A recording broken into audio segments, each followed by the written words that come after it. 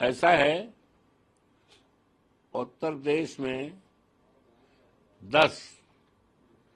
विधानसभाओं पर उपचुनाव होने हैं, जिसमें हमारी सीट जिस पर हम विधायक थे, जनपद अयोध्या की मेलकीपुर विधानसभा सीट की, जिस पर हम विधायक थे, और मैंने जो है 12 जून को इस्तीफा दिया, जिस इस्तीफे को माननीय विधानसभा अध्यक्ष महाना जी ने स्वीकार कर लिया 13 तारीख को, और उसी दिन माननीय हमारे राष्ट्रीय अध्यक्ष जी ने भी इस्तीफा 12 तारीख को दिया था, उनका भी 13 तारीख को मंजूर हो गया था, नोटिफिकेशन हो गया, और इसकी सूचना उत्तर प्रदेश के चुनाव आयुक्तों भी और संबंधित जिलाधिकारियों सबको दे दी गई। ये वैकेंट सीट हो गई, और एक सज्जन ने जो हमारे मुकाबले चुनाव हारे थे, उन्होंने रिट दायर कर दिया था, और रिट उस समय इन्फेक्शुअस हो गई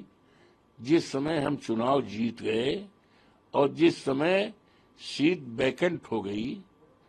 तो रिट इन्फेक्शुअस हो गई लोकसभा का चुनाव। हाँ, चुनाव जीतने पर, और चुनाव जीतने के बाद विधानसभा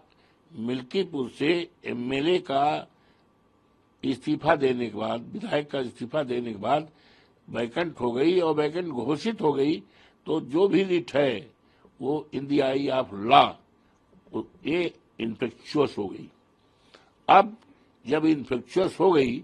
तो जिसने रिट किया था, भारतीय जनता पार्टी का जो उम्मीदवार था, हारा है, और चर्चा है संभावित उम्मीदवार इस बाई इलेक्शन में भी होता, तो उसकी एक मॉरल ड्यूटी थी कि जब मैंने इस्तीफा दे दिया, सीट जो है इन्फेक्शुअस हो गई, और इस्तीफा दिए हुए आज 4 महीने से ज्यादा हो गया, जोड़ लें आप, 13 जून को वो हुआ है, तो जून, जुलाई, अगस्त, सितंबर, अक्टूबर,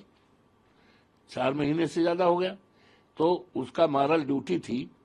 कि वो अपना रिट वापस ले लेता। जब ये जाना कि इन्फेक्शस हो गई तो रिट वापस नहीं लिया। अब सुनते हैं रिट वापस ले रहे हैं, तो हमारी तो मॉरल विजय हो गई। और अब क्यों नहीं लिया, उनकी रणनीति है कि डर रहे हैं, ये सीट बड़ी इंपॉर्टेंट सीट हो गई है, इसकी चर्चा जो है बीजेपी के लोगों ने राष्ट्रीय विधानसभा बना दिया है, क्योंकि अयोध्या से जुड़ी हुई है, ये माननीय अखिलेश यादव से जुड़ी हुई है, अवधेश प्रसाद कार्यकर्ता से जुड़ी हुई है, तो इसकी चर्चा देश और दुनिया में हो रही है, और उसी क्षेत्र का मिल्कीपुर है, तो इसीलिए। और माननीय योगी जी 4 बार कार्यक्रम लगाए, 1 दर्जन से ज्यादा मंत्री उनके 1 महीना से, लेकिन जनता टच से मस नहीं है। पूरा डिसाइड है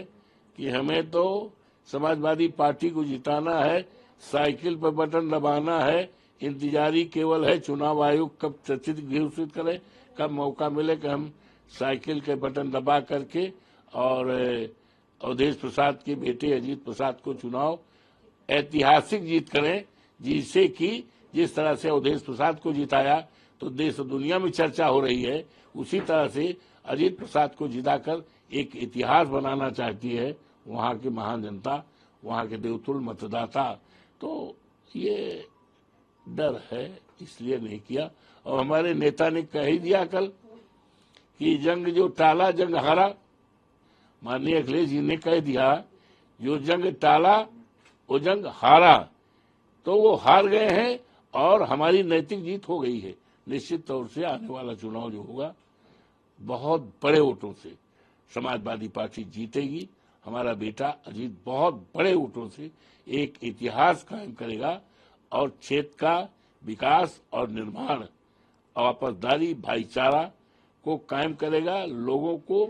के बीच रह करके राजनीति नहीं करेगा, बल्कि सेवा करेगा, क्षेत्र का उत्थान और विकास करेगा, और ऊंचाई तक क्षेत्र को पहुंचाएगा।